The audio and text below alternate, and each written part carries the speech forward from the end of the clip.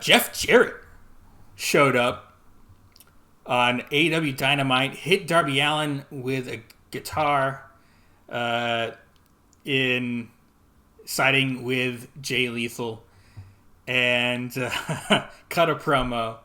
And it looks like Jeff Jarrett will be working behind the scenes as well for basically the same job he had with the WWE. Here they're calling it Director of Business Development.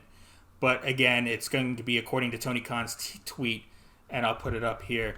Welcome to Dynamite, to the new Director of Business Development. I look forward to expanding the AEW live events calendar in 2023. So it's the same job he had in WWE where he was EVP of live events. I think the reason Jeff Jarrett came to AEW and left WWE was because he wanted to get back into the ring a little bit more often.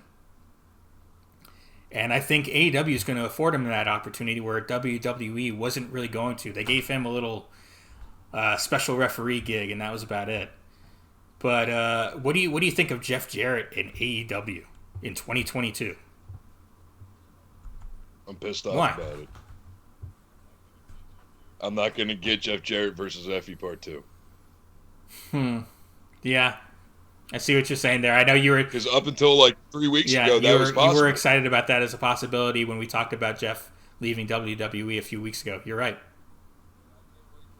And I can't wait till we get CWR off the ground, because that's one of the first fucking matches and first promo builds that I'm going to make you watch.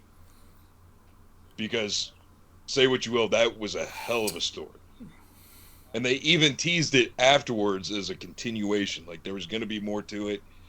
And now, because Tony Khan being a petulant fucking child because fucking Brett Lauderdale and Joey Janela fucking pushed the button a little too hard and made AEW a little bit sweaty because they thought that their fucking little farm league was going to go fucking hang out with WWE. Get fucked. You want to talk about fucking Forbidden Door and they're poo-pooing all over it because someone says WWE from a different company. Tony Khan's a fucking cunt. Go ahead. And as far as Jeff Jarrett goes, I think this is nothing but good stuff for AEW. He's in incredible shape. We saw that at SummerSlam and Ric Flair's last match. He was looking a little like he was done with wrestling for a while. He'd let himself go a bit, and he got back into incredible shape here recently. And I think he's ready to go on one last run, and he wants to do it.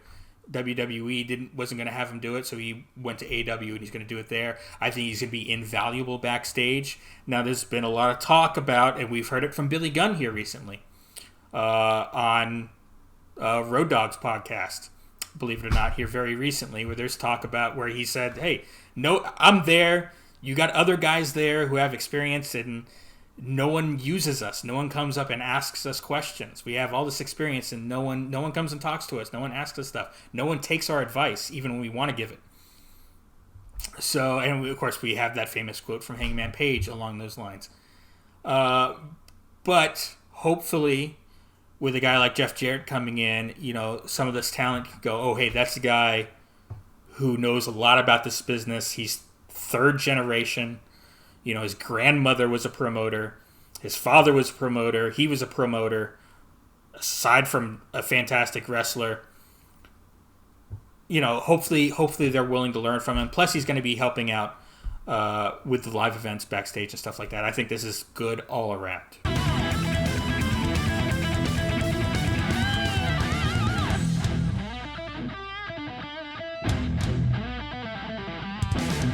The preceding announcement has been paid for by Bomb Media Productions.